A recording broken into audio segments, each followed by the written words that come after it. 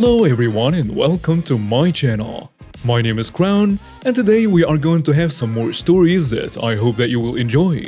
But before we start, it will be so much appreciated if you would subscribe to the channel, like the video if you enjoyed it, and maybe leave a comment down below. These simple clicks would mean a lot to the future of this channel and really reward the effort that I put in every day. And now, without further ado, let's go! First story. A felon demands a scam refund. Okay, so let's set the background. I'm 14 and my dad owns a convenience store. And since he is the only one that takes care of it, I help out by running the cash register. Plus I get paid. And we have a no return sign on the counter for the register. So on the day before my mom and dad's anniversary, my dad goes to the mall for a couple of hours to find my mom a gift and leaves me in charge of the shop. At around noon, a lady walks in with a jug of milk and mad expression. "Excuse me, ma'am." She cut me off and started yelling, "I want a refund now." She then placed the jug on the counter. "This milk was sold expired. I want to have a refund now." I looked at the expiration date and could tell she had covered the expiration date with whiteout, and she wrote a new one with a Sharpie, plus it was smearing because of the condensation. "Ma'am, we do not do refunds here, and I'm afraid somebody has put a fake expiration date on there." "Nonsense! I want my money back now." "Ma'am." "Save it! Where is the owner? I want to speak with him." I was very confused and kinda scared. She was still like 6'7" tall. Mind you, I'm a short kid about 4'11". "Ma'am, my dad has gone out to get my mom a gift for their anniversary, so you will have to come back another day to settle this." She was looking exceptionally angry now, and then grabbed me by the wrist and pulled me close and demanded me to give her the refund and the number to the business in my dad's phone. At this point, I just went to the back for the business number, instead called the cops and pulled up the security footage. I then bunkered in the back room making rumbling noises until the police came. Once the police arrived, she got worried and hid like a regular customer. I came out to the front and told them about the situation and showed them the footage. They ran her ID and actually had many warrants for fraud and shoplifting, plus the assault charge she just got for yanking my wrist. I ended up calling my dad back to press charges and she was arrested. So I guess all is well ends well.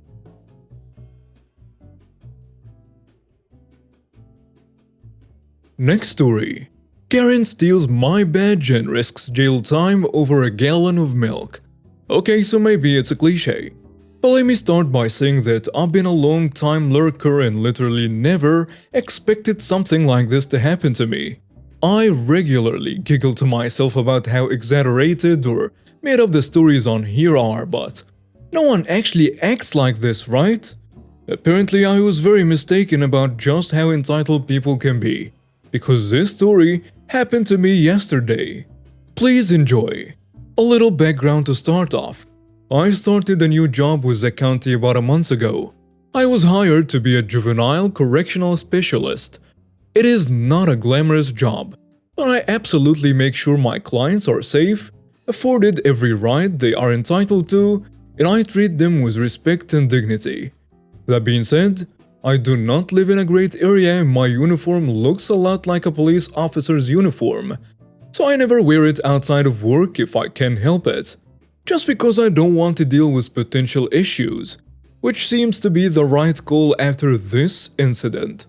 It is also important to note that during my orientation, my training officer spent a literal hour explaining the many ways that are appropriate and inappropriate when it comes to representing oneself. For instance, in our county, I'm considered and therefore legally allowed to refer to myself as an officer of the peace, an officer of the county, an officer of the court, and a correctional officer. At no point and for no reason am I ever legally allowed to represent myself as, or even imply that I'm an officer of the law, a police officer, or any other title of that nature.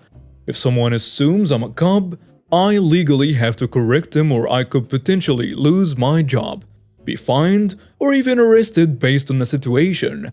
I will point out, however, that my uniform and badge carry the same legal obligations and repercussions when it comes to damage, theft, and so on, because it's all considered county property.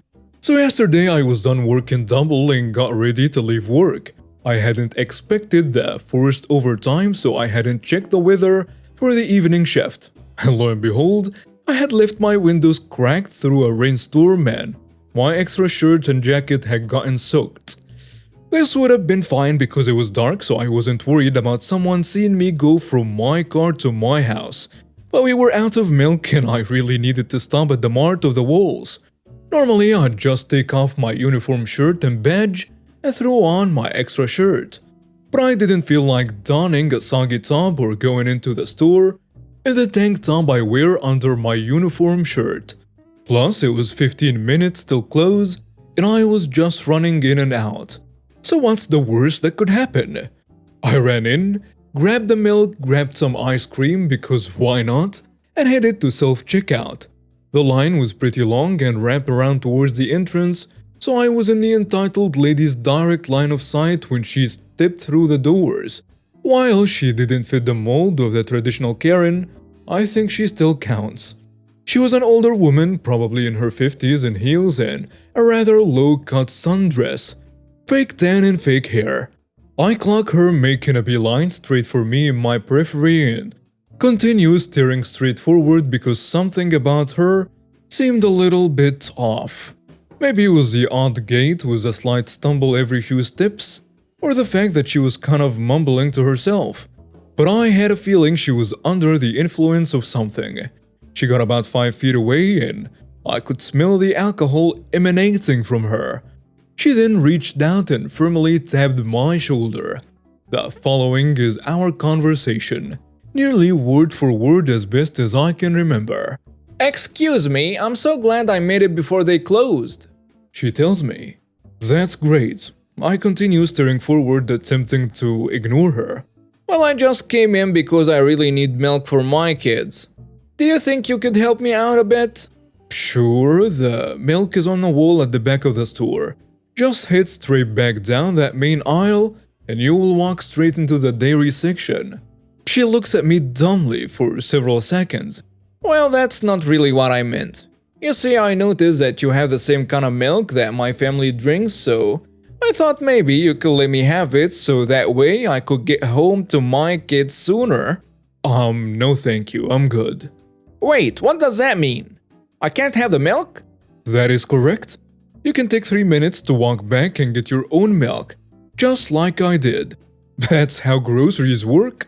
Again, she stares at me for several moments and trying to process the situation through the haze of intoxication.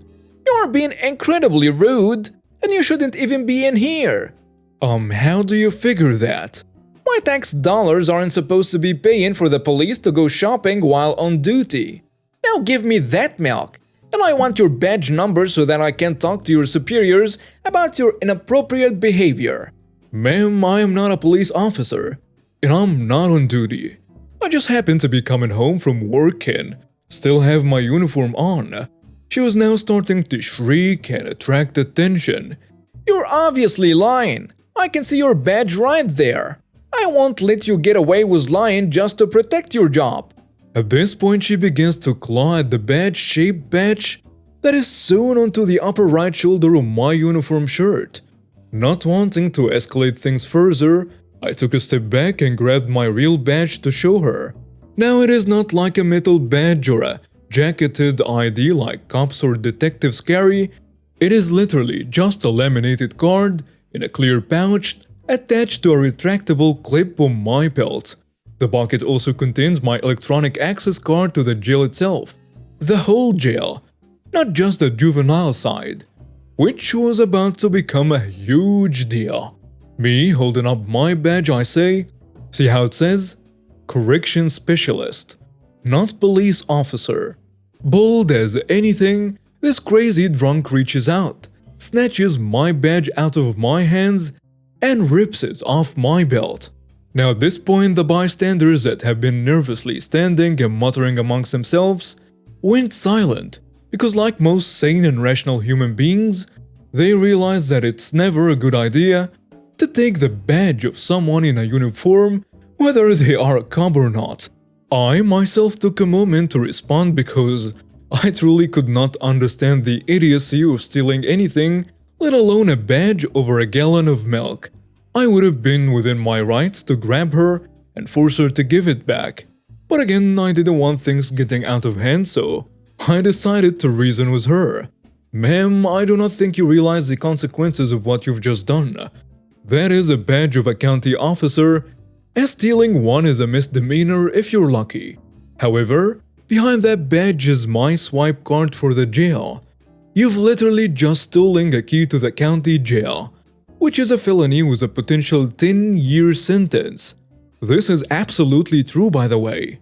I think you should probably hand it back to me right now, because I do not think a gallon of milk is really worth a decade of your life. Karen, starting to look a little nervous by now, said, That's not what I meant to do. looking at the bystanders for support. You saw how she was being rude to me, right? I was just trying to get her information and she wouldn't give it to me. I didn't do anything wrong, right? Unbeknownst to either of us, one of the customers ahead of us was either an off-duty cop or retired. I couldn't really tell which. He piped up with, Ma'am, I'd do as the officer suggests if I were you. I cannot slap cuffs on you right now, but I've got a few guys on speed dial that would happily do it for me. And since they patrol this area, I'd say you've only got a couple minutes to make your choice. And with that, he pulled out his phone and started swiping. All the color drained out of Karen's face, and she basically flung my badge at me as she rushed out of the store, ranting and mumbling loudly something about how it was just a gallon of milk. I thanked the older guy and told him not to bother calling anyone. Everyone got through the checkout like responsible adult human beings, and I got to head home and enjoy my ice cream, having learned that I should really just do my shopping on my days off. Edit. Not that it matters in context of the story, but I'm a smallish woman. It makes it a little bit funnier to me since I don't think I look anything like a stereotypical cop. Yes, I know there are many fabulously skilled women of all shapes and sizes in all branches of law enforcement. Also, I do agree with many of you posting that the cops should have been called because she was intoxicated. I probably should have thought that through better. All I can say is that the whole situation really threw me because her behavior was just so out there. I was just glad that she finally left me alone before it became a huge deal. And I didn't really think beyond that. I did check the local accident reports this morning and thankfully no one of her description was reported to have been in an accident due to drinking. So that's lucky.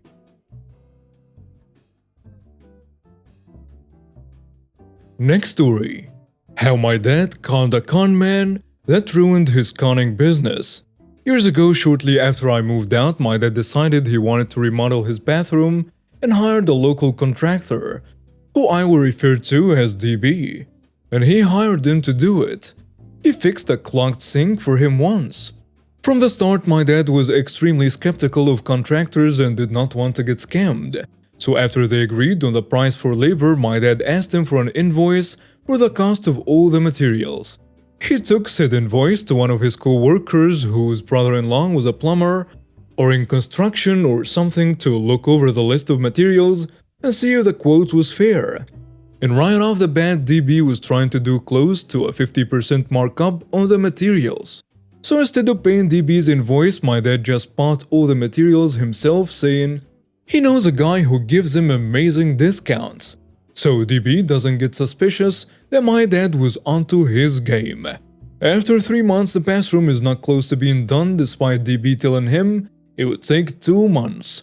My dad had to travel for work and would be gone for a week, so he asked me to house sit and make sure DB shows up to work and does not steal anything. Right off the bat, DB tries to be all buddy-buddy with me, but I did not like the guy and just brushed him off, asking how the bathroom was coming. Over the course of the week, DB tried to upsell me on a bunch of things he said needed to be done to finish the bathroom. Most of it was electrical work which he did not have a license for. My dad filled me in before he left about what was quoted in the label, and there was no electrical work quoted, and I told him, no, just stick to the original quote. Once my dad came back, I filled him in on all the additional charges DB tried to tack on. He also did not show up for 3 days, saying he hurt his shoulder, tripping over his cat. Then he tried to install the new ceiling light, which he was not asked to install because we had an electrician coming to install it. After a heated discussion between DB and I, he stopped installing the ceiling light and started laying tile, during which he broke a quarter of the tiles. After this debacle, my dad did some investigating and looked up DB's license, and he found out that not only was the license expired, it did not belong to DB. So my dad asked my brother and I to come over when he was going to confront DB about lying about his license. A very heated argument broke out when my dad refused to let DB to enter the house to collect his tools, and he said we would bring the tools out to him. DB then threatened to press charges against me for assault when I accidentally brushed his shoulder when I was passing him in the hallway, and I refused to apologize. After the cops showed up, DB quickly tried to play the victim, but the cops told DB to collect his tools and leave. The bathroom is still unfinished, but my dad did not have to pay DB for his 3 months of labor and use that money to hire real contractors to finish the bathroom. It only took them a week and a half to finish. After this, my dad contacted the local news to tell them about DB being a con man. A few months later, the news did an investigation story about him, and they found other people DB scammed, where DB would start to work on their bathroom, but once he got paid, he would cut and run, leaving the bathroom unfinished and stealing all the materials. The news then set up a sting for DB and exposed him for being a con man, and he was arrested not long after the news story aired. And now we have reached the end of today's stories. Thank you for watching and see you next time.